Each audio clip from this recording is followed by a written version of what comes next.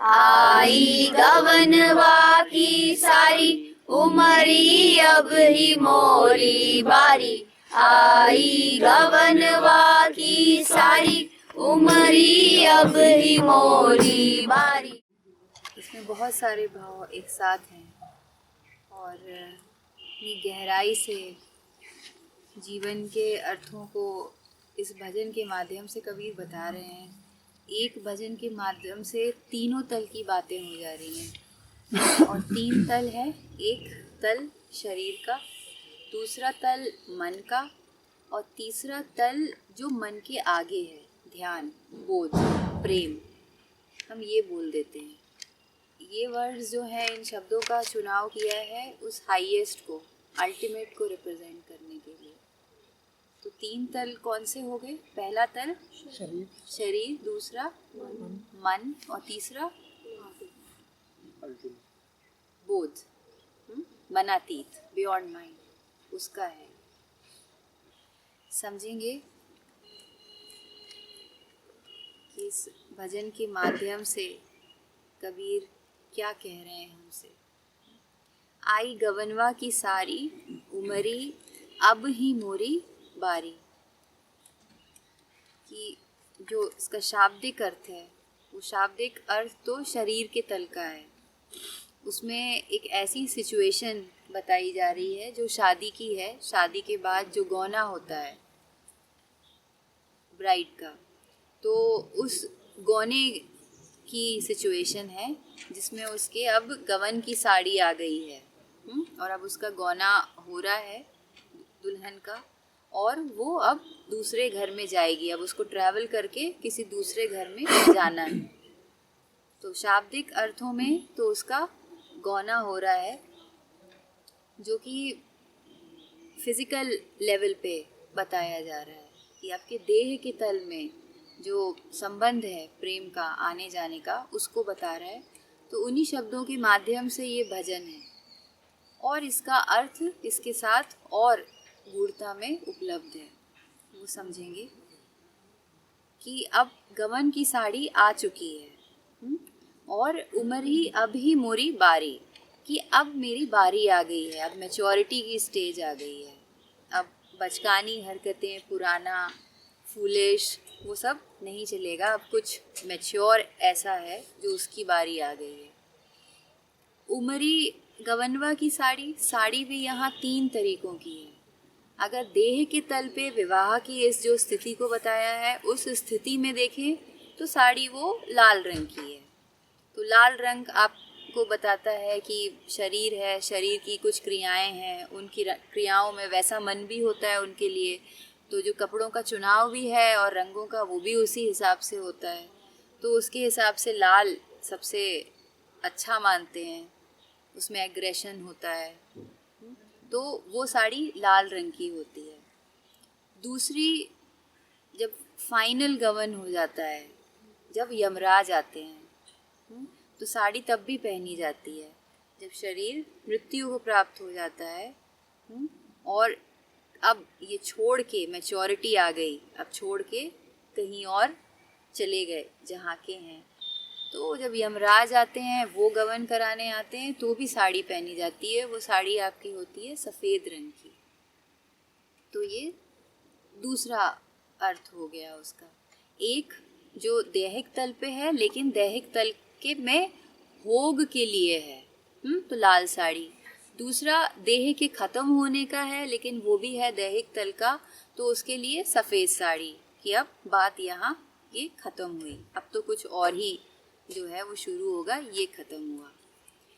तीसरा है जो जिसका तल ही ऊंचा है और अलग है, और वो होता है कि जब गवन जो कराने वाला है वो गुरु है, वो आत्मा है, वो परमात्मा है।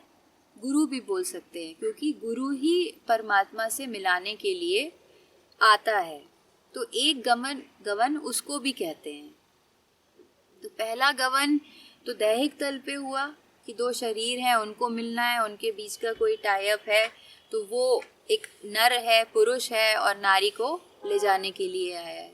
दूसरा गवन जब देह का अपना समय, जो उम्र है, मतलब उम्र मतलब समय, वो देह का समय खत्म हो गया तो अब वो गमन हो रहा है। और तीसरा गमन ये है कि देह माध्यम है, आप यहाँ है ही, लेकिन अब संसार से आगे की घटनाएं जो हैं वो शुरू हो गई हैं।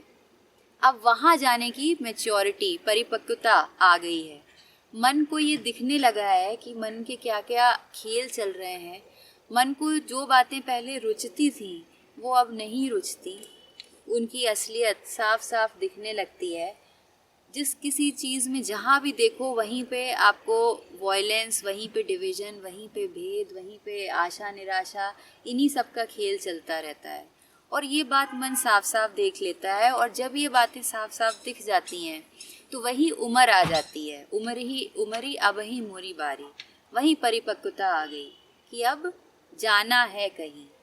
तो वो तीसरी साड़ी जो गवन के लिए मिलती है और लेके आते हैं, सिंबॉलिक है समझिए, वो होती है गेरुए रंग की साड़ी।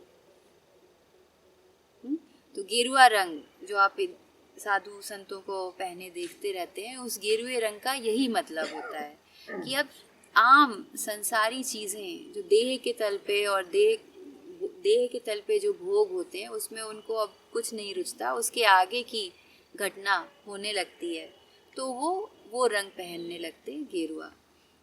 तो तीसरा गवन होता है गुरु का, जो गुरु वो साड़ी लेके आता है, और कोई जाना चाहे ना जाए लेकिन जाना पड़ता ही है।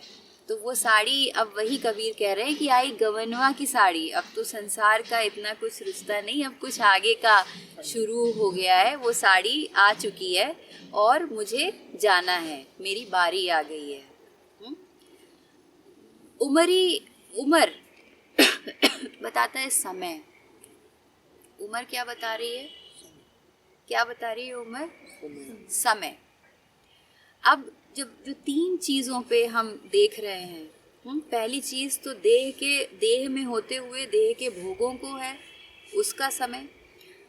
तो पहले और दूसरे में देह इन्वॉल्व है, और देह होती है समय में। और जो तीसरा गमन है जो गेरुए रंग का है, इसकी बात ही कुछ अलग है। और वो अलग बात ये है कि ये समय में होके जो ले जाने वाली जगह है वो क्या समयातीत में है, बियॉन्ड टाइम। ये उधर ले जाने वाली जगह है। पहले में तो जो आपके जाने वाली जगह है, जो शरीर के जाने वाली जगह है, वो दूसरी है, वो समय में ही है।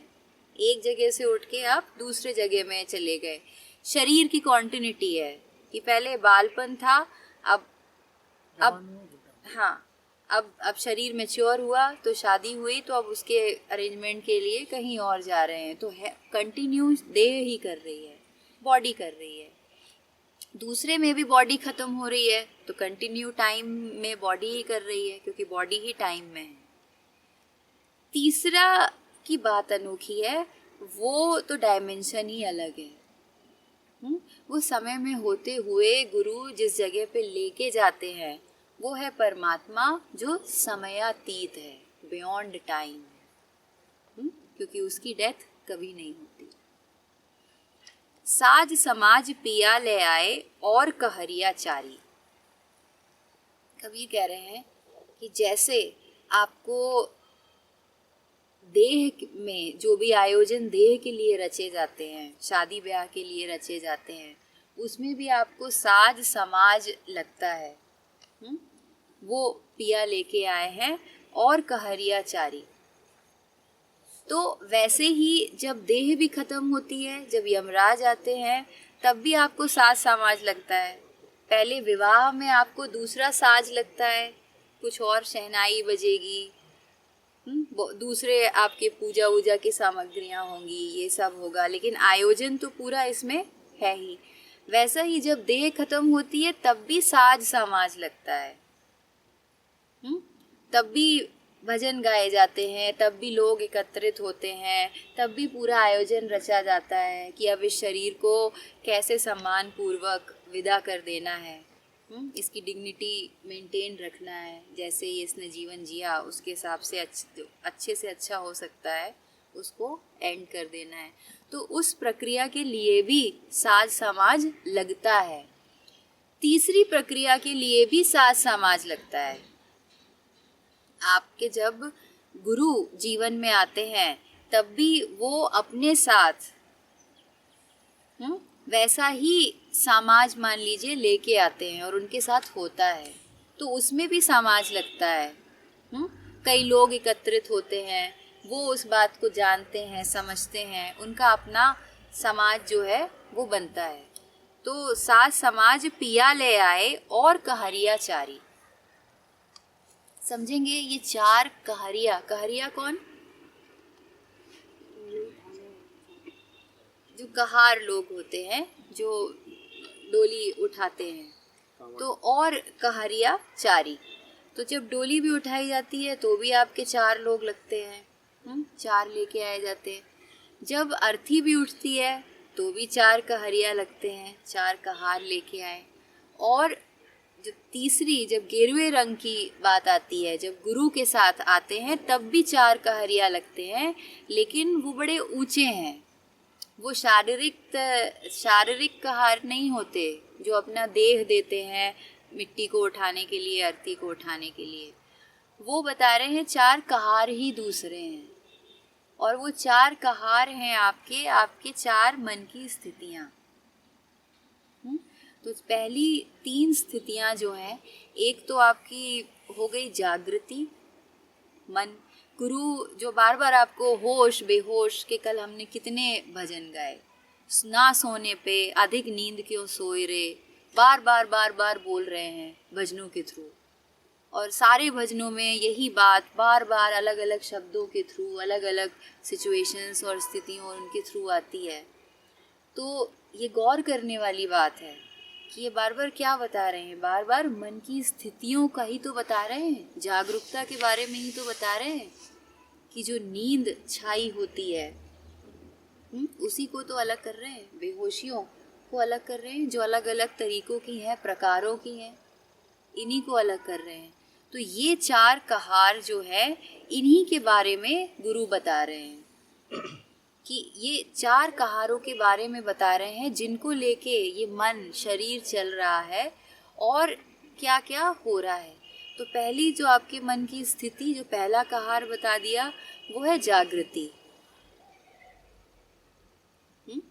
तो एक आपकी हो गई वेकफुलनेस, जब आप जाग रहे हो, पहली स्टेट माइंड की वेकफुलनेस। दूसरी जब आप सो रहे हो, ड्रीम स्टेट, स्वप्न स्थिति जो है।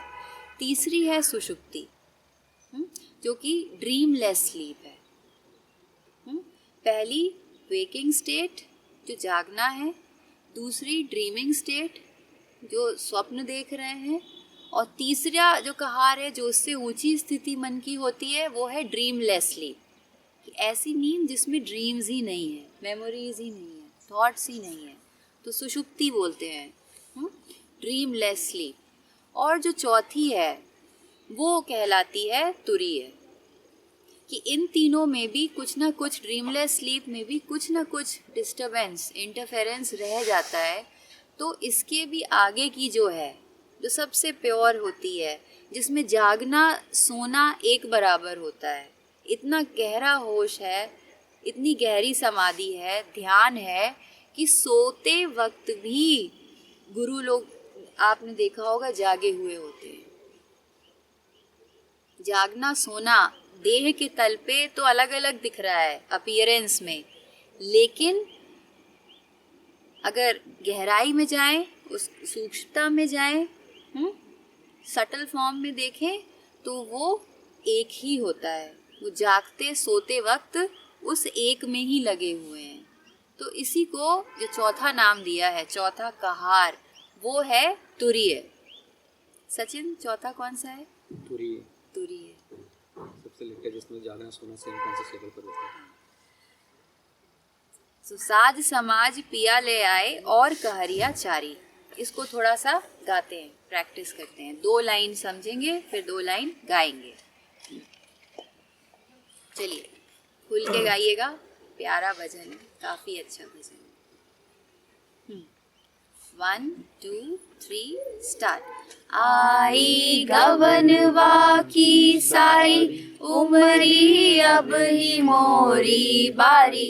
आई गवनवा की सारी उमरी अब ही मोरी बारी। आई गवनवा की सारी उमरी अब ही मोरी बारी। आई गवनवा की सारी उमरी अब ही मोरी बारी। रुकते हैं। सचिन गाइए।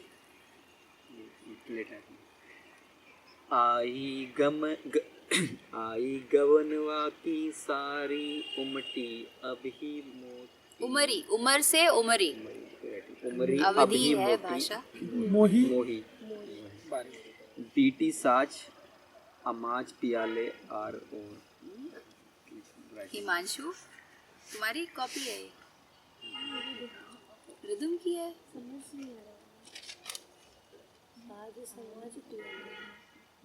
आई और सही तो है। किसी और से ले लीजिए। सही लिखो। सही है लिखा आई गवनवा की साड़ी उमरी अब ही मोरी बारी। आई गवनवा की साड़ी उमरी अब ही मोरी बारी। प्यार से गाया ना तो उसको प्यार से गाइए और गले को खोलिए, हल्का करिए, मन हल्का। आई गवन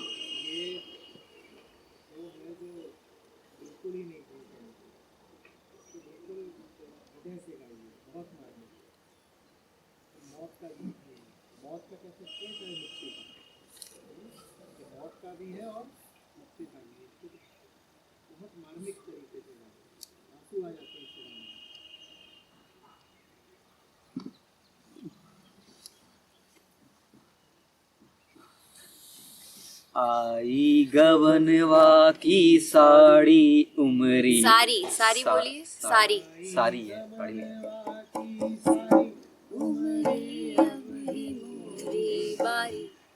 आई गवनवा की सारी उमरी अब ही मोरी बारी। अनुज आई गवनवा की सारी उमरी अब ही मोरी बारी। आई गवनवा की सारी उमरी अब ही मोरी बारी। आई गवनवा की सारी उमरी अब ही मोरी बारी। रुकना ही 10 टाइम्स 20 टाइम्स गाना है। बिना रुके एक साथ सब गाएंगे। चलिए। आई गवनवा की सारी उमरी अब ही मोरी बारी। आई गवनवा की सारी उमरी अब ही मोरी बारी। आई गवनवा की सारी उमरी अब ही मोरी बारी। आई गवनवा की सारी उमरी अब ही मोरी बारी। आई गवनवा की सारी उमरी अब ही मोरी बारी। आई गवनवा की सारी उमरी अब ही मोरी बारी। आई गवनवा की सारी उमरी अब ही मोरी बारी। आई गवनवा की सारी उमरी अब ही मोरी बारी। आई गवनवा की सारी उमरी अब ही मोरी बारी। साज समाज पिया है आए और कहरिया चारी। साज समाज पिया है आए और कहरिया चारी। साज समाज पिया है आए और कहरिया चारी। साज समाज पिया है आए और कहरिया चारी। साज समाज पिया है आए और कहरिया चारी। साज समाज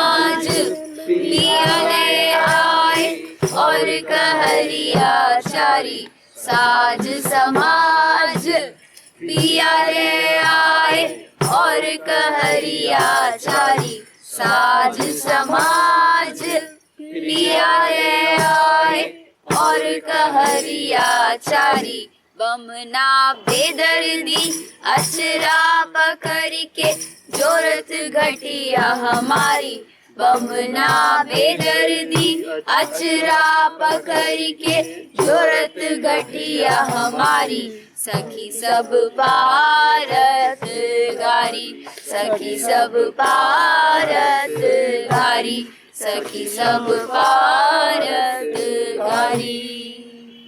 चलिए एक बार गा के सुनाइए आप लोग एक साथ। गवनवा की साड़ी उमरी अब ही मोरी बारी खुलिए खुलिए। आई गवनवा Drop your personalities. उमरी अब ही Let your personalities die here. गवनवा की साड़ी उमरी अब ही मोरी बारी आई गवनवा की सारी उमरी अब ही मोरी बारी आई गवनवा की सारी उमरी अब ही मोरी बारी साज समाज पिया ले आए और कहरिया चारी बमना बेदर्दी अचरा पकड़ के जोरत घटिया हमारी बमना बेदर्दी अचरा पकड़ के जोरत घटिया हमारी सखी सब पारत गारी सखी सब पारत गारी सखी सब पारत गारी पारत गाली पाड़ना पढ़ना सखी सब पारत गाली। तो बमना बेदर्दी अचरा पकड़ी जोरत गठिया हमारी। बमना ब्राह्मण ब्राह्मण कौन? वो जो ब्रह्म को जाने जो ब्रह्म को जाने वही ब्राह्मण। उसको बोला गया है बेदर्दी। तो अगर दैहिक तल पे जो विवाह है उसमें भी एक ब्राह्मण होता है। वो पढ़े होते हैं लिटरेचर कि विवाह के समय कौन कौन से मंत्र उच्चारण है, कैसे ओरिएंटेशन करना है, बताना है। वो भी ब्राह्मण आप जब देह मरती है तब भी पूजा कराने के लिए होता है। तो वो तो शब्दों के अर्थ में ब्राह्मण हो गए। एक जाति प्रथा बनी है सामाजिकता में, उसके अर्थ में ब्राह्मण हो गए। तीसरा जो ब्राह्मण है वो है असली ब्राह्मण। ब्राह्मण वो जो ब्रह्म को जाने, वहीं से शब्द आया है ब्राह्मण। जो ब्रह्म को जानते हैं वही ब्राह्मण है। और जो ब्रह्म को जानता है वो कौन है? गुरु है। तो गुरु ही ब्राह्मण है। गुरु ब्राह्मण है। जो ब्रह्म को जाने वो गुरु, जो ब्रह्म को जाने वो ब्राह्मण। उनको बोला गया है अचरा पकड़ी के बामन बेदर्दी, बमना बेदर्दी। तो जब शादी होती है तो जो लड़की है, स्त्री है, वो कितना भी बोले मुझे नहीं जाना या शादी नहीं करानी, लेकिन चूंकि वो एक सामाजिक प्रक्रिया होती है तो उसमें ब्राह्मण को कोई फर्क नहीं पड़ता। उसका काम है उसको आंचल बंधन को जोड़ देना। तो वस्त्रों की वो गांठ लगा के और रिचुअल पूरा करा देते हैं। तो इस तरह से वो जुड़ाव करते हैं। तो बमना बेदर्दी अचरा पकड़ के जोरत गठिया हमारी। दूसरे स्थिति में जो यमराज है वो बेदर्दी अचरा पकड़ के, वहाँ भी ब्राह्मण है, वहाँ भी आपको कफन पहनाया जाता है और यमराज ले जाने के लिए आए ले जाने के लिए आए हुए होते हैं। वहाँ भी ब्राह्मण आपको बेदर्दी से सारे रिचुअल्स कराएंगे, कहेंगे, उनको दिखाना है कि अहंकार को तोड़ो। तो जो सर का स्कल है, कपाल क्रिया तोड़वाते हैं। वो डेमोन्स्ट्रेट, एक वो प्रतीक है ये बताने का कि अहंकार इसमें है, इसको तोड़ो, ताकि जो लड़का वो क्रिया कर रहा है उसको आगे के लिए दिखे कि अहंकार में मत डूबे रहो, ये होता है, और उसको तोड़ो। तो वो भी ब्राह्मण वो भी कृत्य कराता है, वहाँ पे भावनाओं के लिए कोई जगह नहीं है। भावनाएं बहुत होती हैं, लोग बुरा मानते हैं, मन बुरा मानता है, रोते हैं, आंसू आते हैं। तो विवाह के समय में भी आंसू खूब आते हैं, भावनाएं उमड़ती हैं, भावनाएं आते हैं, लेकिन ब्राह्मण को कोई फर्क नहीं पड़ता, उसे गांठ जोड़नी है तो जोड़नी है। वैसे ही जब मृत्यु होती है देह की, तब भी बहुत भावनाएं उमड़ती हैं, मौत आती है, भावनाएं उमड़ेंगी, लेकिन ब्राह्मण को क्या रोना आता है? उसको भावना उठती है? नहीं, उसको पता है कि कौन सा काम है, क्यों हो रहा है, तो वो उसी हिसाब से उसकी आगे की तैयारी में लग जाते हैं और वो काम प्रक्रियाएं शुरू करा देते हैं। तो वो भी बेदर्दी हैं, उनको भावनाएं, आंसू, ये सब कुछ बहुत नहीं दिखता है। तीसरी जो बहुत गहरी और साथ ही साथ ऊंची स्थिति है, वो जो असली ब्राह्मण हैं, जो गुरु हैं, वो भी बहुत बेदर्द होते हैं। आप जानना चाहें चाहे ना जानना चाहें परमात्मा को, वो अपने सारे जोर लगा देते हैं। प्यार से जब समझाना हो तो प्यार से समझा देंगे, आपको जगह जगह लॉलीपॉप दिखा देंगे, देखो ये है, ये है, ये है। और जब देखते हैं कि लॉलीपॉप नहीं असर करती, जहाँ डांट है तो फिर डांट में भी अपने सारे वो अस्त्र शस्त्र सब लगा देते हैं, जितना भी होता है। तो बहुत बेदर्द होते हैं उनको भावनाओं को, क्योंकि भावनाएं तो मन की स्थितियां हैं, उनकी लहरें हैं। और जो ट्रुथ को, सत्य को जानना चाहता है, वो पूरे समुद्र को देखता है, गहराइयों को देखता है। वो सतही चीज़ों को, सिर्फ लहरों को समुद्र नहीं मानता, वो सबको देखता है। तो ब्राह्मण बेदर्दी, गुरु बेदर्दी ऐसे ही होता है कि वहाँ भी मौत बैठी हुई है। देह के तल पे तो यमराज आ गए ले जाने के लिए, मौत बैठी हुई है, वहाँ से देह से मुक्ति हो रही है। लेकिन जो जीवन में मौत है, जो गुरु आपको ले जा रहे हैं, जो आपकी पर्सनैलिटीज़, इनकी मौत हो रही है। आप जो अलग अलग पर्सनैलिटीज़ डेवलप किए बैठे हो, यहाँ वहाँ के कॉन्सेप्ट्स, मेंटल स्टेट्स, बिलीव्स, ये सब है, वो गुरु के सामने जाके और उनके आने से उनकी मौतें हो जाती हैं। फियर्स होते हैं, फियर की मौत हो जाती है। बिलीफ सिस्टम होती है, फॉल्स होते हैं, उनकी मौतें हो जाती हैं। लेकिन मन को तो गुरु से मिलने के पहले वो सारी बातें तो सही लग रही होती हैं ना, तो इसलिए मन को जाने का मन नहीं करता, क्योंकि उसकी अपनी अलग बिलीफ सिस्टम्स है, अपनी अलग इमेजिनेशन है, कुछ है, और वो जाना नहीं चाहेगा। लेकिन गुरु तो गुरु हैं, उनको पता है कहाँ जाना है, कहाँ है, तो वो पूरा आपको जोर लगा देंगे। तो बेदर्द होते हैं, उनके सामने भावनाओं के लिए कोई बहुत ज़्यादा जगह होती नहीं है। वहाँ से मुक्ति मिलती है, फ्रीडम मिलती है आपके पर्सनालिटीज़ से, आपके पर्सनालिटीज़ टाइप्स जो कहे गए हैं अलग अलग। गुरु तो उसकी बात करते हैं जो मूल है, एक है और सब में बराबर है। वो ये काल्पनिक कॉन्सेप्ट्स और उनकी बात नहीं करते कि ये पर्सनालिटी टाइप ये है, ये पर्सनालिटी टाइप ये है, पर्सनालिटी टाइप है और डिविजन्स, भेद, इनकी बात नहीं करते। वो उस एक की बात करते हैं जो सर्वव्यापक है, सब में है, वही असली है, वो कभी नहीं बदलता, है ना। तो वहाँ यहाँ भी मौत हो रही है, लेकिन मौत किन चीज़ों की हो रही है? मौत हो रही है नकलीपन की। और किस तरफ ले जा रहे हैं? परमात्मा, सत्य की तरफ ले जा रहे हैं, जो है। बवना बेदर्दी अचरा पकड़ के जोरत घटिया हमारी, सखी सब पारत गारी। कि पहले विवाह में भी गालियाँ दी जाती थी, चलती हैं, हंसी मजाक में भी बोला जाता है कि अरे ये तो छोड़ के जा रहे हैं, ये तो बहुत बेदर्दी निकला, अब छोड़ के चल दिया, इसको इसके मतलब का पिया मिल गया, तो अब ये हमें क्यों याद रखेंगे। इस तरीके का मजाक और गालियाँ चलती हैं। वो भी होता है जब मृत्यु होती है किसी की, तो भी जो साथ में लोग होते हैं, अटैच्ड होते हैं, उनको बुरा लगता है, तो गालियाँ वो भी देते हैं। वो भी कहते हैं कि अरे निर्मोही छोड़ के चला गया, और ये सारी बातें। तीसरे स्थिति में तो और भी ज़्यादा गालियाँ पड़ती हैं। क्यों?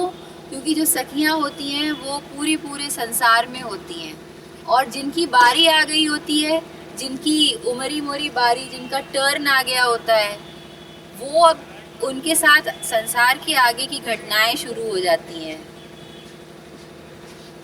और जब वो कुछ आगे बढ़ते हैं तो अब वो वैसे नहीं रह जाते, अब वो काम नहीं करते, उनसे छूटने लगते हैं वैसे काम जो साधारणतः वो संसार में रोज़मर्रा की ज़िंदगी में अपने किया करते थे। अब वो धीरे धीरे उनसे छूटने लगते हैं, क्योंकि कुछ नया जगह ले रहा होता है उनके जीवन में। तो पुराना ऑब्वियसली कुछ ड्रॉप होता है, छूटता जाता है। तो जब नए हो जाते हैं तो जो साथ के लोग हैं तो वो भी गाली देने लग जाते हैं। वो भी कहते हैं कि अरे आजकल तो ये हिमालय में बसते हैं, आजकल तो ये आत्मा को जानते हैं, आजकल तो ये परमात्मा में लीन है, और हंसी मजाक ये सब चल रहा होता है। तो गालियाँ तो इसमें और भी ज़्यादा पड़नी है। तो सखी सब पारत गारी, कबीर कह रहे हैं कि लेकिन जितने भी लोग हैं बोल उनको सखी ही रहे, किसी को कबीर नहीं कह रहे कि दुश्मन है या क्या है, वो कहते हैं सखी सब पारत गारी, सब चुन चुन के गालियाँ दे रहे हैं। विधि गति बाम कछु समझ पड़ती ना बैरी भई महतारी। विधि गति का अर्थ है भाग्य, विधि मतलब भाग्य की, जो भाग्य की जो गति है, कबीर कह रहे कुछ समझ नहीं पड़ता। अगर उसका लॉजिक ढूंढने निकले तो कोई लॉजिक पता ही नहीं चलेगा। विधि गति बाम कछु समझ पड़ती ना बैरी भई महतारी। विवाह में भी आप देख लीजिए, माँ दुश्मन के जैसी लगती है क्योंकि अपने घर से निकाले दे रही है। तो एक तरफ तो अटैचमेंट है, मोह है, और दूसरी तरफ एक और सवाल खड़ा होता है कि अगर सच में प्रेम करते हो तो घर से बाहर क्यों निकालते हो। लेकिन माँ चूँकि एक सामाजिक पर्सनैलिटी है, सामाजिकता से जुड़ी है, उसका अपना बस नहीं चलता, वो स्लेव है सोसाइटी की, तो ना चाहते हुए भी मन ऐसा हो जाता है कि वो खुद वो आयोजन रचने लग जाती है जिससे कि बेटी घर के बाहर चली जाए। होता है। तो इसीलिए अगर कोई उसको थोड़ा सा गहराई में जाके देखे तो फिर दिखता है कि ऐसा कैसे होता है कि अपने ही लोग आपको घर से बाहर निकाले दे रहे हैं।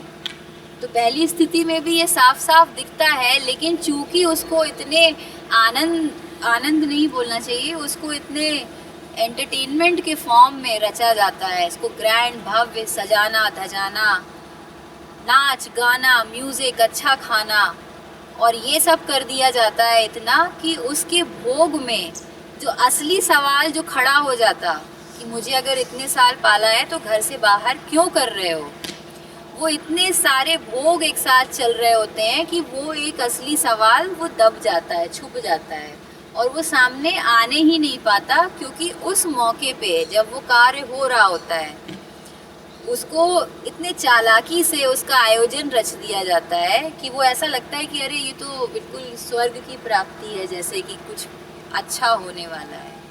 ये होता है माया का खेल, ये होता है भ्रम का काम।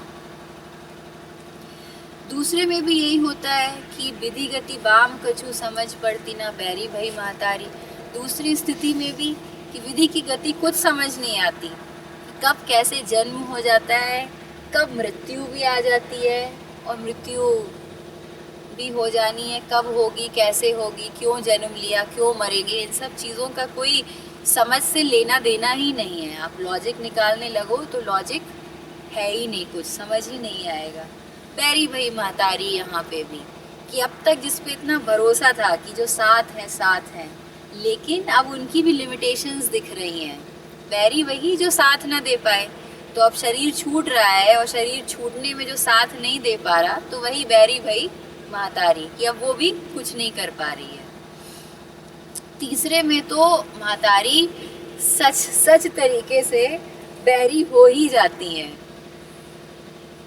हाँ, अगर तीसरा वाला गौना आ गया है गेरुए रंग का, और अगर भनक लग जाए कि घर में कोई एक है जो आध्यात्म में रुचि लेने लग गया है, और उसको कैंप्स अच्छे लगने लग गए हैं, उसको सत्संग अच्छा लगने लग गया है, उसको आत्मा परमात्मा मन इन सब को जानने में रुचि आने लग गई है, तब तो जितना गला घर वाले पकड़ते हैं जोर से और पूरा जोर लगाते हैं, उतना जोर कोई दूसरा नहीं लगा पाता।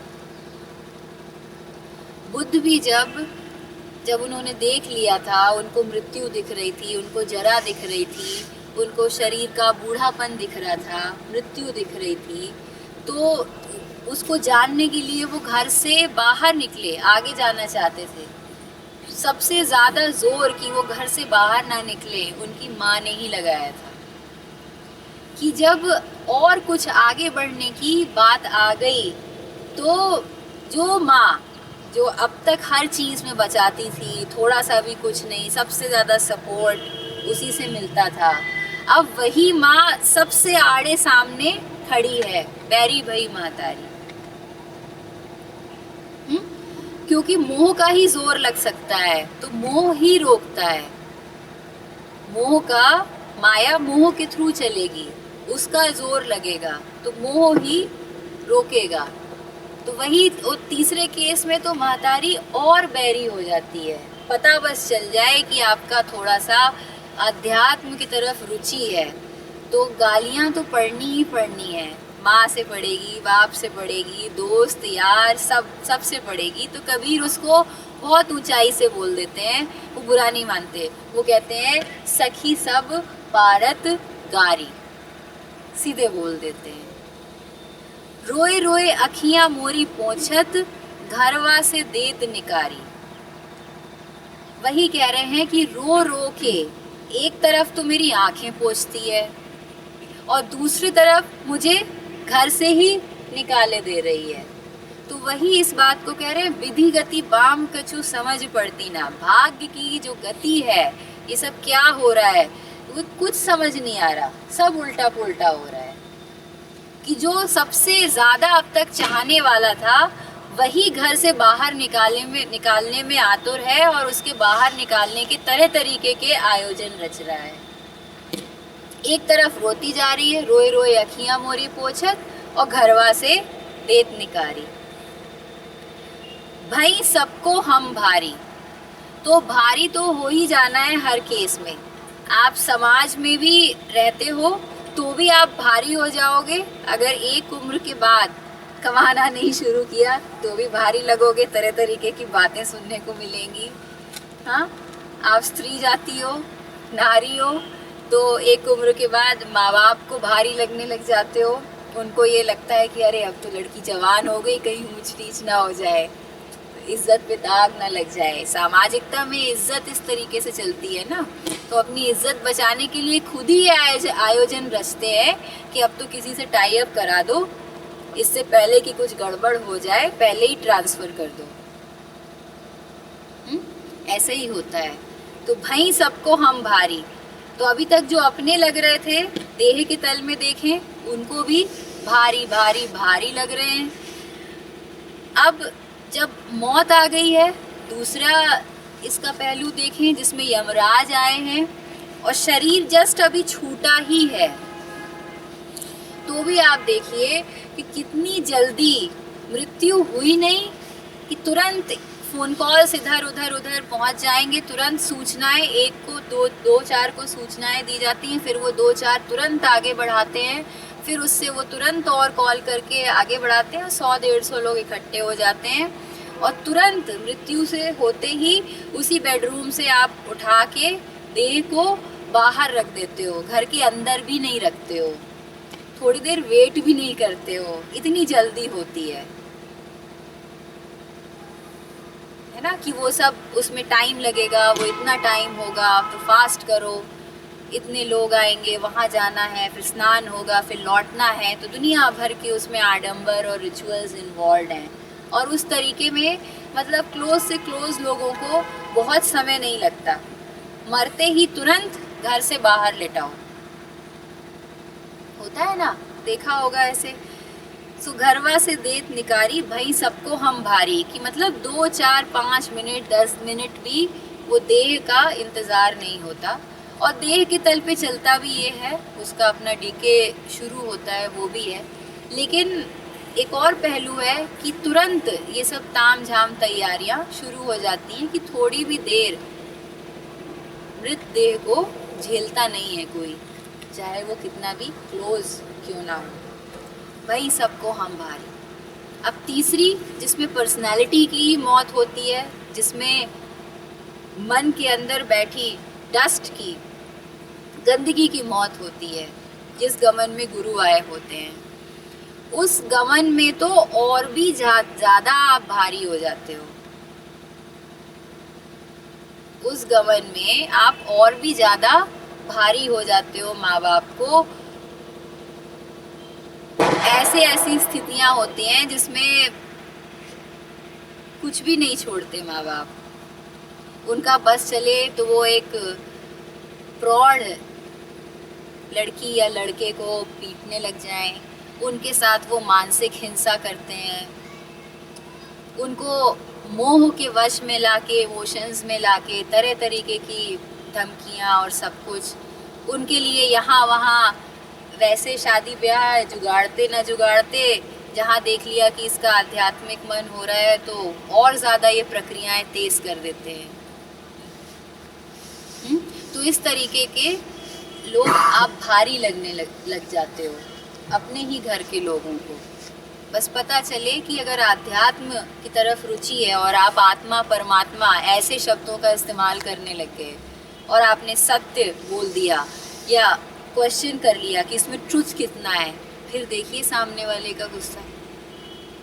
बेसिकली होता वो अहंकार का गुस्सा है, उनका भी दोष नहीं है, उन्हें पता ही नहीं होता ये, लेकिन चलता तो ऐसा ही है। तो भाई सबको हम भारी। तो अभी तक जिस बात के लिए बड़े सपोर्टिव होते थे, अब इतने भारी होने लगे कि वो सपोर्ट खींचने लग जाते हैं।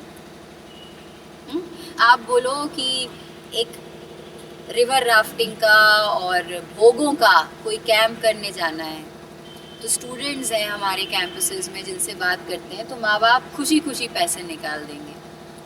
और अगर उन्हें एक ऐसा कैंप करना हो जो सेल्फ डेवलपमेंट का है, जो आध्यात्म की तरफ ले जाता है, आध्यात्म ट्रुथ रियलिटी की बात करता है, तो माँ बाप विड्रॉ कर लेते हैं, वो उनको इतने भारी पड़ जाते हैं। फिर स्टूडेंट्स अपने दम पे कुछ कुछ करने की कोशिश करते हैं ताकि उनके पास कुछ पैसे इकट्ठे हों और वो आके अपना आगे कैंप कर सकें। इतने भारी हो जाते हैं। तो थर्ड केस में तो और भी ज़्यादा भारी हो जाते हैं। चलिए इसको फिर से गाते हैं, इन 3 लाइनों को। विधि गति बाम कछु समझ परती ना, बैरी भई महतारी। विधि गति बाम कछु समझ परती ना, बैरी भई महतारी। रोए रोए अखियाँ मोरी, पोछत घरवा से देत निकारी। रोए रोए अखियाँ मोरी, पोछत घरवा से देत निकारी। भई सबको हम भारी, भई सबको हम भारी। विधि गति बाम कछु समझ परती ना, बैरी भई महतारी। विधि गति बाम कछु समझ परती ना, बैरी भई महतारी। रोए रोए अखियाँ मोरी, पोछत घरवा से देत निकारी। रोए रोए अखियाँ मोरी, पोछत घरवा से देत निकारी। भई सबको हम भारी, भई सबको हम भारी, भई सबको हम भारी। विधि गति बाम कछु समझ परती ना, बैरी भई महतारी। विधि गति बाम कछु समझ परती ना, बैरी भई महतारी। रोए रोए अखियाँ मोरी, पोछत घरवा से देत निकारी। रोए रोए अखियां मोरी पोछत घरवा से देत निकारी भाई सबको हम भारी भाई सबको हम भारी। आगे चलते हैं। गौना कराए पिया ले चाले इतुत बाट निहारी। तो अब गौना करा के पिया ले चाले, मैं यहाँ वहाँ देखते ही रह गई, कुछ पता नहीं चला, कुछ प्लान नहीं होता, अचानक से।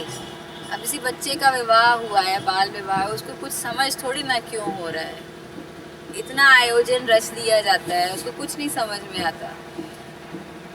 बड़ों के भी साथ यही है, उनकी भी जिनकी शादियाँ हो जाती है वो भी बताते हैं यार घर में बात चल रही थी, यहाँ वहाँ से अरेंजमेंट हुआ, इतना सोचा ही नहीं कभी। इतना तो कोई दिमाग लगाता ही नहीं है। तो गौना कराए पिया ले चाले इतुत बाट निहारी, मैं तो ऐसे यहाँ वहाँ देखती रह गई, वो प्रक्रियाएं अपने आप हो गई जो चल रही थी, पता ही नहीं चला। तो पिया तो ले जाएंगे, पिया को ले जाना है और जाना तो आपको होगा ही। देखा ये जाएगा कि कौन सी घटना आपके साथ हो रही है। क्या वो आप पहले देह के तल वाले हो जिसमें एक शरीर दूसरे शरीर को ले जाता है, और जो गौना है वो देह के तल का है, शरीर के तल का है, या तो दूसरी घटना है जिसमें पिया जो है वो आए नहीं, कभी जीवन ऐसे ही बस निकल गया, अपने उसमें देखा नहीं, तो अब शरीर का अब स्टोरी खत्म, एंड ऑफ स्टोरी, आखिर है जो चल रहा है। तो यम बन जाएंगे पिया। अब इस स्थिति में जो पिया बनते हैं वो यम बनते हैं। तीसरी स्थिति ग्रेस होता है, किसी ऐसा कुछ कारण जुड़ेगा अपने आप जिसका कोई लॉजिक ही नहीं होता, अपने आप कहाँ से कैसे कौन सा कनेक्शन बैठता है, कौन सी चीज़ बैठती है, पता नहीं कैसे कैसे एक दूसरे से लोग मिल जाते हैं, और कहीं से सर्च कुछ और कर रहे होते हैं, मिल कुछ और जाता है, जाते किसी और पर्पस से मिलने, मिल कुछ और जाता है, और वो गौना जो है वो हो जाता है। और तीसरी स्थिति में गुरु आते हैं पिया बन के। तो पिया तो आपके लिए आएंगे ही आएंगे, गौना होगा ही होगा, जाना तो होगा ही होगा आपको। लेकिन देखा ये जाएगा कि कौन सा पिया ले जा रहा है। देह वाला पिया ले जा रहा है, जो देह के खत्म होने पे यमराज हैं वो पिया बन रहे हैं आपके, या सही समय में ग्रेस आया है और उस ग्रेस से, उस प्रसाद से गुरु ही मिल गए हैं और वो लिए चले जा रहे हैं आपको। तो ये देखना है कि कौन सा पिया है। छूटत गांव नगर सो नाता, छूटे महल अटारी। गांव भी छूट जाता है, आप गौना हो रहा है तो एक शहर से आप दूसरे शहर में, दूसरे घर में जा रहे हो, तो गांव छूट रहा है, महल अटारी भी जितने हैं आपने बनाए हैं, नाई बनाए हैं, वो सब छूट रहे हैं। तो गांव का छूटना पक्का है, महल अटारी का भी छूटना पक्का है। आप गेरुए साड़ी में भी जाओगे तो भी ये सब छूट जाते हैं, आपका शहर, आपका नाता वाता, जो कहने का मतलब कि जो बहुत फालतू के ही चल रहे होते हैं, काल्पनिक ऐसे नाते जिनमें दम नहीं होता, ये अपने आप अब पीछे छूटते चलते हैं, क्योंकि आगे के कुछ नए बनते जाते हैं। तो जो फालतू का है, जिसमें ज़्यादा दम नहीं होता, आप जहाँ देखिए जब रस्सी खींचती है तो जो कड़ी जहाँ से कमज़ोर होती है, टूटती वही है। तो जो फालतू के रिश्ते नाते हैं, गांव नगर, महल अटारी, वो सब अपने आप छूट जाते हैं। क्यों? क्योंकि कुछ ऊंचा और नया बन रहा होता है। वो जब बनने लग जाता है तो जिन चीज़ों में दम नहीं होता वो अपने आप साइड होके साइड लगते जाते हैं। छूटत गांव नगर सो नाता, छूटे महल अटारी, करम गति टरे नटारी। कर्म की गति, गीता में श्लोक है कि कर्म की गति अति गहन है, तो बेहोशी में नहीं होश में रह के कर्म करो। कर्म का फल बाद में नहीं मिलता। जिस समय कर्म हो गया या उस कर्म का विचार आया तो समझिए कर्म हो गया, और उसी समय उसका फल भी निर्धारित हो जाता है। तो कर्म की गति अति गहन है, टरे न टारी, मतलब टालते ही नहीं बनती। हाँ, बस एक ही स्थिति में कर्म फल बदल जाता है, वो है गुरु की संगत। गुरु के संपर्क में आने से, उनकी संगत में आने से जरूर कर्म का कर्म फल बदल जाता है, क्योंकि वो व्यक्ति जिसने वो कर्म किया होता है अब वो व्यक्ति होता नहीं। तो जब होता नहीं तो कर्म फल का सिद्धांत उस पर लगता नहीं। लेकिन अगर गुरु की संगति नहीं है, अगर गुरु की संगति नहीं है तो जो कर्म किया है उसका फल उसी समय निर्धारित हो गया है। तो पिया तो आएंगे, आप देख लीजिए कि कौन पिया होगा। पिया देह रूपी पिया होगा, यमराज नहीं तो फिर पिया बनते हैं, नहीं तो फिर पिया गुरु होते हैं जो आपको परमात्मा की तरफ पुश कर देते हैं, भेज देते हैं। तो कर्म गति टरे नटारी, जिस चीज का मन चुनाव करता है बस उसी के अनुरूप फल उसको मिलता है। नदिया किनारे बलम मोर रसिया, दीना घूंघट टारी। देखिए कैंप है, बहुत सोच समझ के जगहों का चुनाव किया जाता है। कल आज के हमारे सत्रों में और साथ होने की जो क्वालिटी है, आपने देखा होगा क्या वो डे 1 में भी ऐसी ही थी? नहीं थी, क्योंकि डे 1 में भी जो लोग कुछ आसपास थे वो उन्हीं चीज़ों को कंटिन्यू करके इस जगह पे भी ले आए जो वो जनरली अपने स्थानों में करते थे, अपने शहर में करते हैं।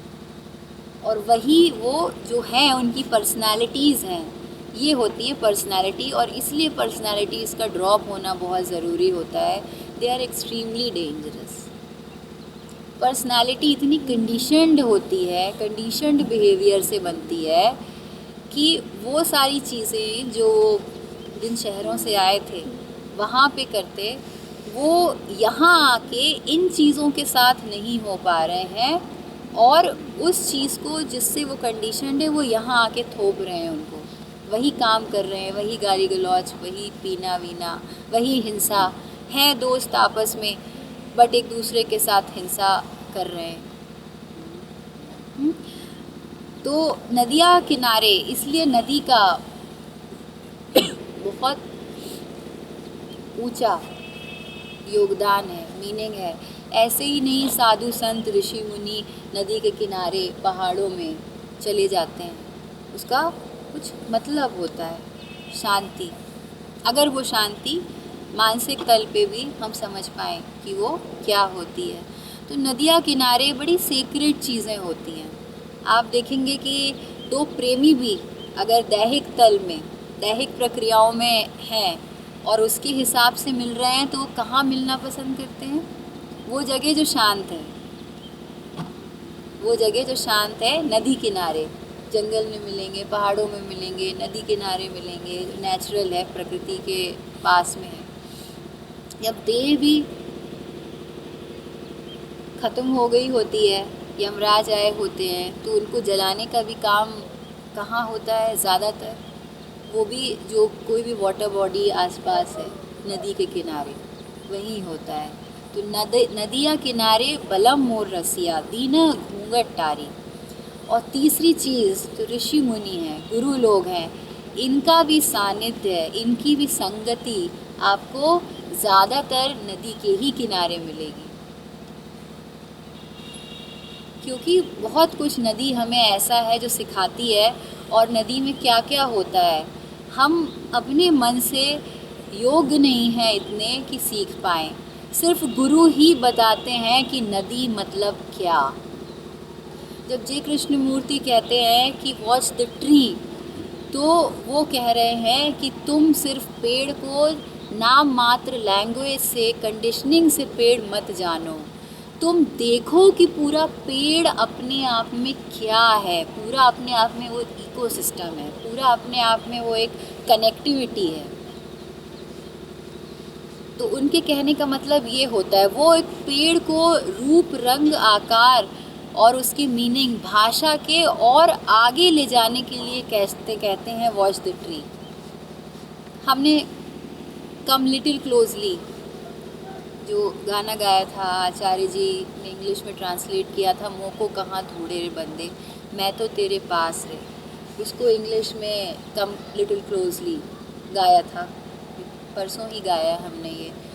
उसकी अगर आपको लाइंस याद हो, इसमें लाइंस में क्या था, watch the bird watch the tree, watch the bird watch the tree.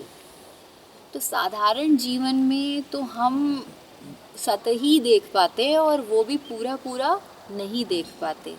सिर्फ गुरु होते हैं कि एक चिड़िया को देखने का क्या मतलब है, पहाड़ को देखने का क्या मतलब है, रिवर को क्या समझा जाए, रिवर क्या है और क्या क्या सिखाती है, वो सिर्फ और सिर्फ गुरु ही बता पाते हैं। रियल गुरु ही जो जानते हैं वो बता पाते हैं। तो तीसरे गुरु भी आपको नदिया किनारे मिलेंगे। जो तीसरा पिया है वो भी आपको नदी के ही किनारे मिलेगा, वो आपको शॉपिंग मॉल में और यहाँ वहाँ नहीं मिलेंगे। दीना घूंघट टारी, तो पहले वाले केस में भी घूंघट उठता है, लेकिन एक मन है जो एक देह को देखना चाह रहा है, रूप रंग आकार को, चेहरे को देखना चाह रहा है, तो उस चेहरे से घूंघट हटाया। ये बात इतनी गहरी नहीं जाती, सतह सतह पर है, ये शारीरिक तल पे बस ट्रू है। इसको ऐसे ही जानेंगे हम कि उसमें एक मन है जो एक शरीर के रूप रंग, चेहरे के रूप रंग आकार को देखना चाह रहा है और उसमें दैहिक प्रक्रियाओं के चलते हुए उसमें घूंघट हटाता है। तो नदिया किनारे बलम मोर रसिया, दीना घूंघट टारी। दूसरी स्थिति में जब यमराज आया होते हैं तो यमराज तो उस चेहरे को ही ख़त्म कर देते हैं, वो बॉडी ही ख़त्म हो जाती है। तो पहला घूंघट जो हो गया, पहला वेल और आवरण है। तो पहले वाले प्रेमी के लिए आवरण क्या है, एक बाहरी वस्त्र है, कपड़ा है।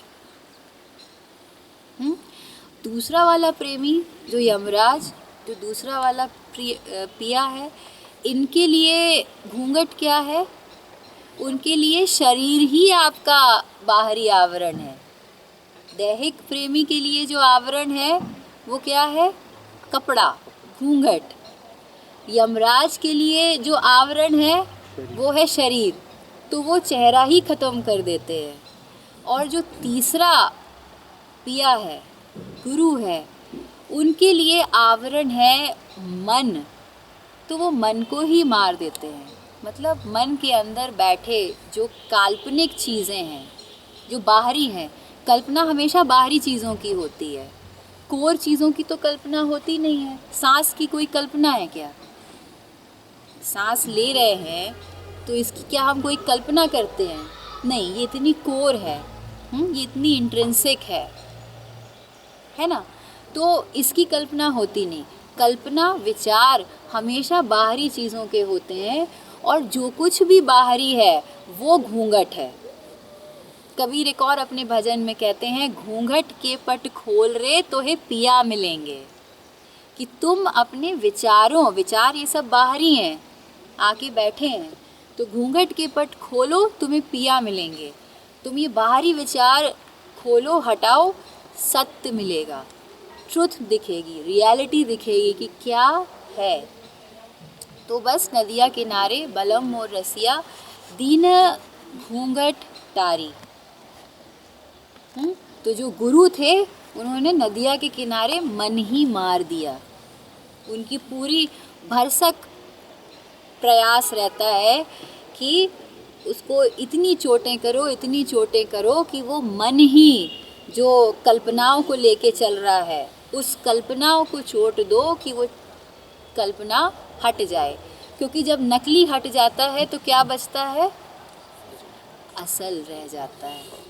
हमेशा से पूरे विजडम लिटरेचर की, ग्रंथों की यही रहा है, कभी वो सत्य को डिफाइन नहीं करते, वो कभी सत्य के बारे में बोलना ज़्यादा पसंद ही नहीं करते। लोगों ने बहुत पूछा सत्य क्या है, ये है वो है, तो ज़ेन मास्टर्स होते हैं, वो एक स्टोरी सुना देंगे बस, वो ये नहीं बोलेंगे सत्य क्या है। तो वेदांत, उपनिषद सब में कहानियाँ भी होती हैं, उपनिषदों में कई कहानियाँ हैं, गुरुओं ने कई कहानियाँ बोली हैं। उसमें हमेशा उनका यही प्रयास है कि नकली को हटाओ, तो जो बचा है, जो रह गया, वो क्या? असली ट्रुथ।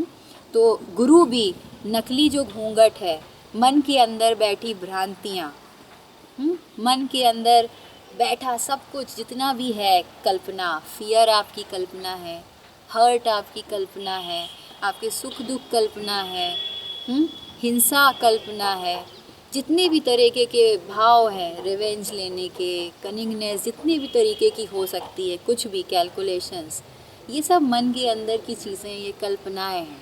गुरु का काम होता है इनसे हटा दो। जब ये गंदगी हट गई तो जो बचा वो सब नीट एंड क्लीन प्योर है। तो वो ये घूंघट हटाते हैं गुरु। इसलिए ये जो गेरुआ रंग है ये बड़ा प्यारा है, क्योंकि पहले दूसरे में तो आप कुछ नहीं कह सकते। पहले में तो भोग हो गया, वो शरीर का भोग ओवर, तो दूसरी चीज़ें आके फिर हावी हो जाएंगी।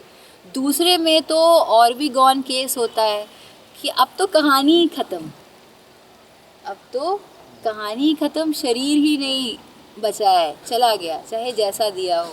पहले में अंतर ये है कि पहला आपने कुछ थोड़ा एफर्ट किया, एडवेंचरस रहे जीवन में, तो चलो अपना प्रेमी ढूंढ लिया, उसके साथ थोड़ा सा कुछ जाना समझा क्या है, एडवेंचरस रहे। बहुत सारे लोग ऐसे होते हैं जो इतना भी एडवेंचर नहीं करते, उनका जीवन वैसे ही चलता है जैसे कि समाज चाहता है, एक साधारण ढर्रे पे चलना, वैसे ही बीत जाता है। और जब वो ख़त्म होता है तो फिर बाय डिफ़ॉल्ट यमराज को पिया बनना पड़ता है। इसमें कोई ख़ास और अनोखी बात नहीं रह जाती है। तीसरी स्थिति में मौत है, लेकिन आनंद शायद इसी को कहते हैं कि मर मर के बड़ा प्यारा लगता है। जब ओशो कहते हैं मरो हे जोगी मरो, मरो मरण है मीठा, तो वो कहते हैं कि पर्सनैलिटीज़ को मरने दो ताकि तुम जी सको, अंदर बैठी कल्पनाओं को, पर्सनैलिटीज़ को मरने दो ताकि तुम जी उठो। तो वो कहते हैं मरो मरो है जोगी मरो, मरो मरण है मीठा। तो इसलिए जो तीसरी चीज़ है, तीसरी घटना है, वो इसमें भी मृत्यु है, लेकिन ये बड़ी प्यारी है, ये आनंद देती है। अब आनंद भी ले सकते हो। मृत्यु हो रही है पर्सनैलिटीज़ की, लेकिन जाग रहे हो और अभी जागे हो। इसलिए ये जो गेरुआ रंग है, गेरुआ साड़ी है, ये बड़ी प्यारी होती है। तो ये मिलन बड़ा प्यारा है, क्योंकि दूसरे में तो स्थिति हाथ से निकल गई। पहला जो मिलन होगा वो आपको किन किन गड्ढों में ले जाके गिराता है पता नहीं चलता। आज जो जीवन हमारे सामने अगल बगल चलता है, जिसमें इतने तनाव, जो प्यारे से प्यारे रिश्ते कहे जाते हैं, उनमें ही आपस में इतने कॉन्फ्लिक्ट्स हैं, इतनी सफरिंग्स दिखती हैं। तो वो सब उस तरीके के मिलन का रिज़ल्ट है। तो अगर रिज़ल्ट ऐसा है तो इसका मतलब ये है कि एक्शन जो हुआ है उसमें कहीं ना कहीं कुछ गड़बड़ है, तभी रिज़ल्ट ये आया है। दूसरा केस तो उसमें तो अब कहानी हाथ से ही निकल गई, वो शरीर ही ख़त्म हो गया, तो कुछ कर नहीं सकते। लेकिन तीसरी चीज़ बड़ी मीठी है, बड़ी अच्छी है, जिसमें मृत्यु तो है, लेकिन मृत्यु है मन की, मृत्यु है पर्सनालिटीज़ की, पर्सनालिटीज़ टाइप की, लेकिन जो असल है वो बचा है और असली आनंद में है। और इसीलिए कबीर कहते हैं माखन माखन संतों ने खाया, जगत छाछ बपरानी, कि मर के आप जिंदा हो उठते हो, मर मर के आप जिंदा हो उठते हो। थर थराए तन कापन लागे, तन मतलब शरीर, थर थराना कांपना, शेक करना, काहू न देख हमारी।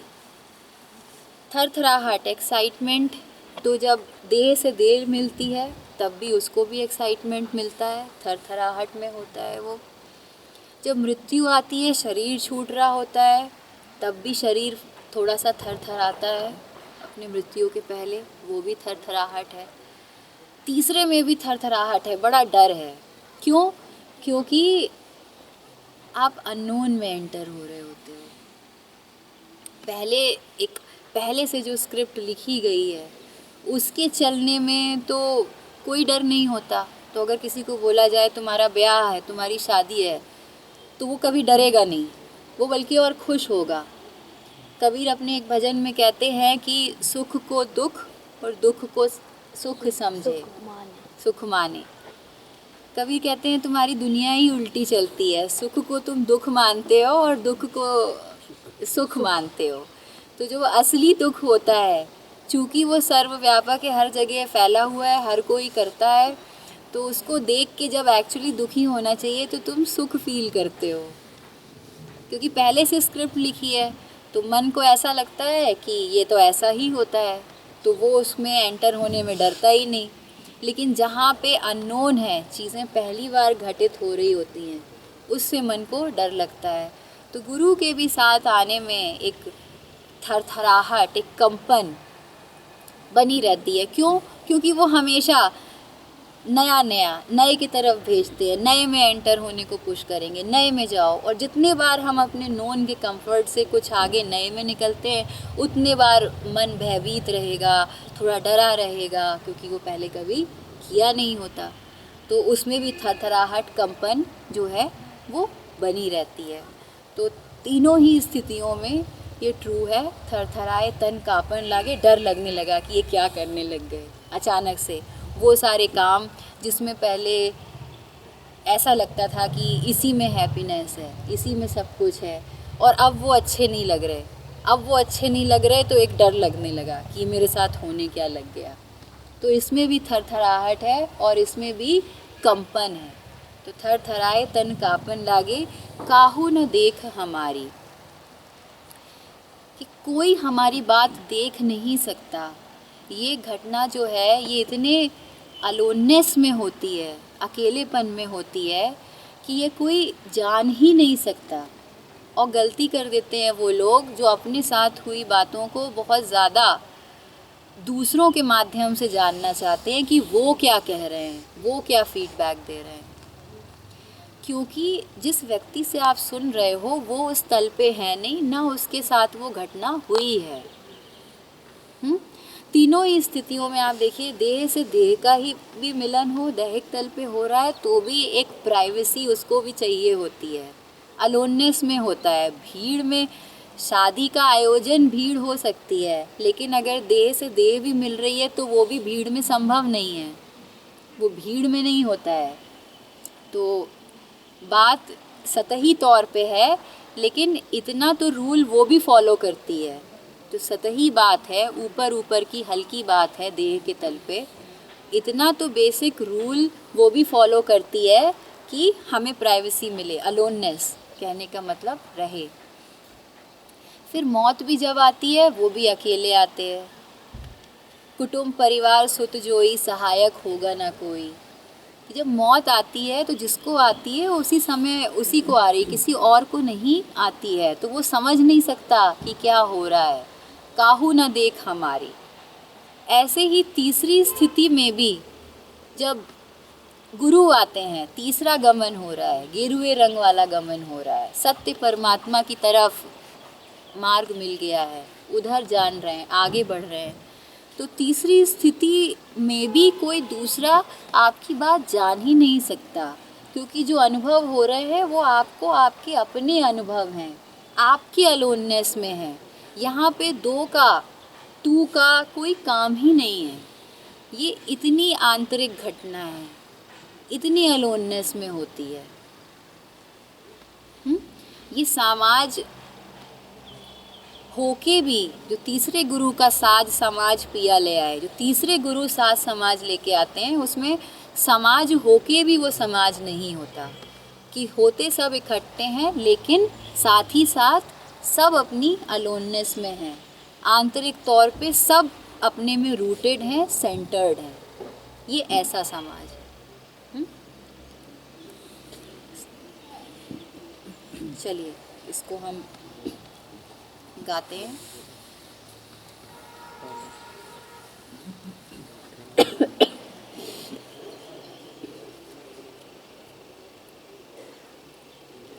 चलिए शुरू करें। आई गवनवा की सारी उमरी अब ही मोरी बारी, आई गवनवा की सारी उमरी अब ही मोरी बारी, साज समाज पिया ले आए और कहरिया चारी, साज समाज पिया ले आए और कहरिया चारी, बमना बेदर्दी अचरा पकड़ी के जोरत गठिया हमारी, बमना बेदर्दी अचरा पकड़ी के जोरत गठिया हमारी, सखी सब पारत गारी, सखी सब पारत गारी, सखी सब पारत गारी, आई गवनवा की सारी उमरी अब ही मोरी बारी, आई गवनवा की सारी उमरी अब ही मोरी बारी, साज समाज पिया ले आए और कहरिया चारी, साज समाज पिया ले आए और कहरिया चारी, बमना बेदर्दी अचरा पकड़ी के जोरत गठिया हमारी, बमना बेदर्दी अचरा पकड़ी के जोरत गठिया हमारी, सखी सब पारत गारी, सखी सब पारत गारी, सखी सब पारत गारी, विधि गति भाम कछु समझ परती ना बैरी भई महतारी, विधि गति भाम कछु समझ परती ना बैरी भई महतारी, रोए रोए अखियाँ मोरी पोछत गरवा से देत निकारी, रोए रोए अखियाँ मोरी पोछत गरवा से देत निकारी, भई सबको हम भारी, भई सबको हम भारी, विधि गति बाम कछु समझ परती ना बैरी भई महतारी, विधि गति बाम कछु समझ परती ना बैरी भई महतारी, रोए रोए अखियाँ मोरी पोछत गरवा से देत निकारी, रोए रोए अखियाँ मोरी पोछत गरवा से देत निकारी, भई सबको हम भारी, भई सबको हम भारी, भई सबको हम भारी, कौन कराए पिया ले चाले ए तुद बाट निहारी, कौन कराए पिया ले चाले ए तुद बाट निहारी, छूटत गाँव नगर सोनाटा छूटे महल अटारी, छूटत गाँव नगर सोनाटा छूटे महल अटारी, करम गति ठहरे ना अटारी, करम गति ठहरे ना अटारी, करम गति ठहरे ना अटारी, आई गवनवा की सारी उमरी अब ही मोरी बारी, आई गवनवा की सारी उमरी अब ही मोरी बारी, आई गवनवा की सारी उमरी अब ही मोरी बारी। आई गगनवा की सारी उमरी अब ही मोरी बारी। साज समाज पिया ले आए और कहरिया चारी। साज समाज पिया ले आए और कहरिया चारी। बमना बेदर्दी अचरा पकड़ के जोरत घटिया हमारी। बमना बेदर्दी अचरा पकड़ के जोरत घटिया हमारी। सखी सब पारत गारी। सखी सब पारत गारी। सखी सब पारत गारी। नदिया के नारे बलम मोर रसिया दीना घूंघट टारी। नदिया के नारे बलम मोर रसिया दीना घूंघट टारी। थर थराए तनु कापन लागे कहू न देख हमारी। थर थराए तनु कापन लागे कहू न देख हमारी। पिया ले आए गौहारी। पिया ले आए गौहारी। पिया ले आए गौ